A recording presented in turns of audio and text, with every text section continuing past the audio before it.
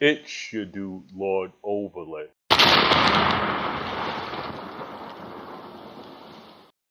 This video is an observational analysis of how culture is the world destroyer and how all of life's problems stem from the prevalence of culture.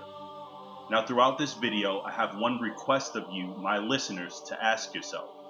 Ask yourselves questions about your own life. Why did bad things happen to me? Why can't I have the success that I want to have? How did I even get the job that I'm working at right now? Did I really get this job because my resume was the best or I was the best fit? Why are things so expensive? Why do I have to pay taxes? Why does my family not give a shit about me? What is the purpose of my life? Well, this is what I'm unpacking for you today. In order to affect your thought, I have to start with the very specific and work my way up to the big picture. First, who benefits from your reproduction? Is it you that satiates the urge of fucking pussy? Not necessarily. You can simulate fucking pussy. You can fuck a girl's mouth. You could fuck a sex doll. You could fuck a girl's ass. All of these things emulate fucking a pussy. Men would say, it's because I want kids. Here's the thing. Your children are not beholden to carry out your legacy, which explains criminals, deadbeats, and deplorables. Once again, your children are not beholden to carry out your legacy. Lastly, a man may say, I want to have sex to show the woman that I love her. The problem with that sentiment is that, as referenced in a turd-flinging monkey video, women will never love you the same way. I'm not going to expand on this because this point was introduced already. Every entity other than a man benefits from the seed or toil of a man. Governments benefit because they get more taxes and votes from the children that are born. Women benefit because they get free amenities and welfare from the labor of a man. The same applies to the very children themselves.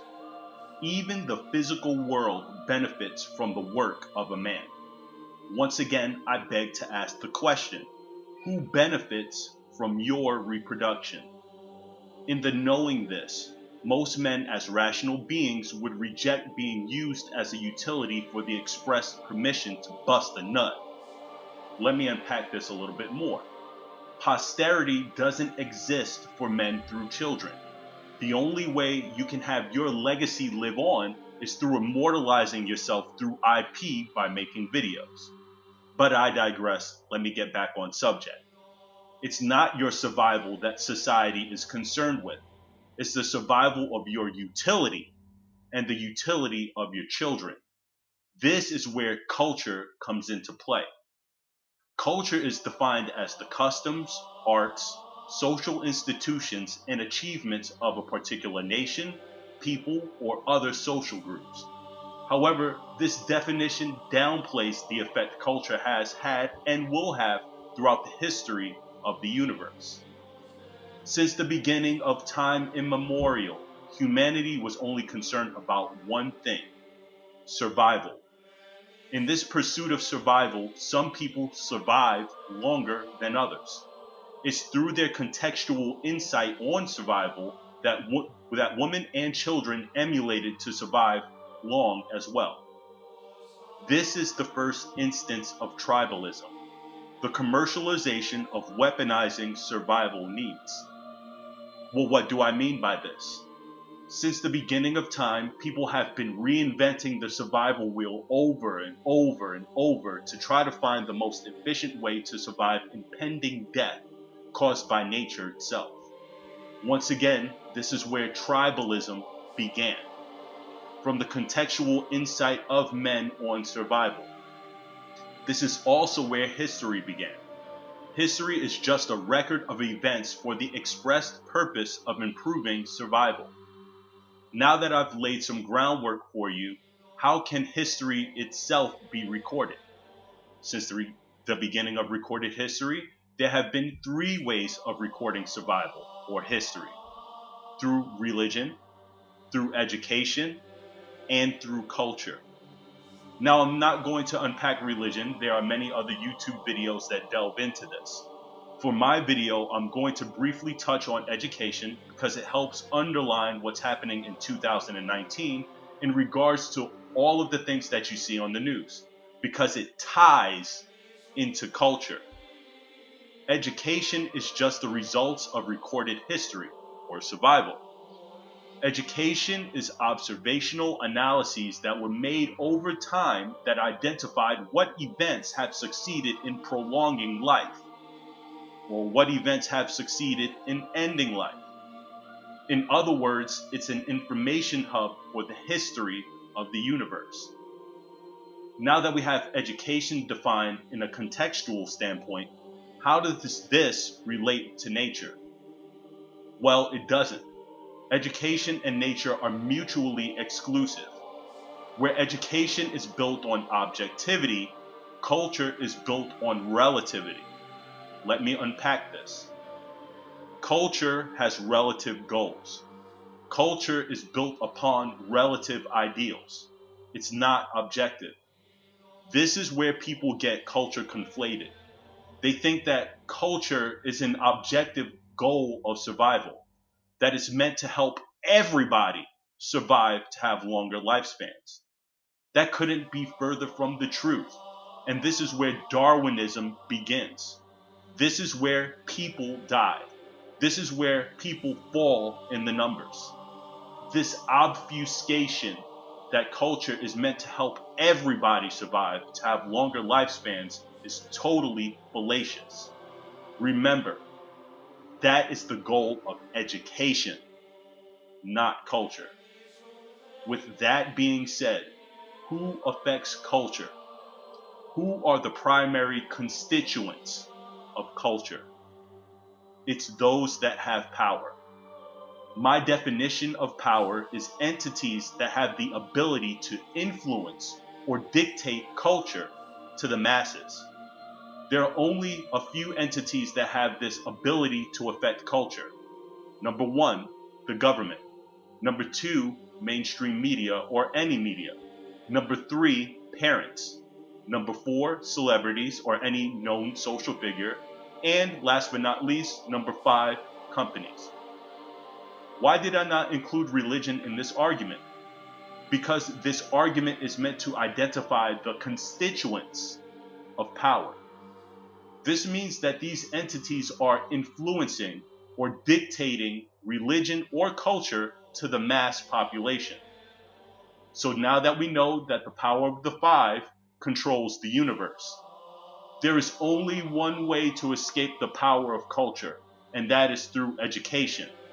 It's for this very reason why education is rejected in society as a virtuous trait, because it goes against the interest of culture, and specifically the interest of the five, or, once again, the government, mainstream media or any media, parents, celebrities or any known social figure, and companies. This is why IQ is irrelevant in culture, because it goes against the very interest of the five. Once again, culture is not meant to help people survive to have longer lifespans. Now, how does the five use culture to influence or dictate life to the masses? They standardize which behaviors are generally acceptable within a nation. They do this because people rely on culture to determine how to live, because they're too lazy and stupid to learn how to survive through education. This is why culture creates oligarchy. Because since people are too lazy and stupid to learn how to survive through education, these five entities are controlling their every move. The will of the people are insignificant as compared to the socioeconomic and judiciary power of the five. People may try to vote with their feet, but when they realize they don't have many options because the five bought out the competition, they have no choice but to come back. This explains all of the negative, pervasive, and malfeasant ideologies and events that have happened in society from the inception of recorded history itself to the present day. It's the culture that's built to destroy you.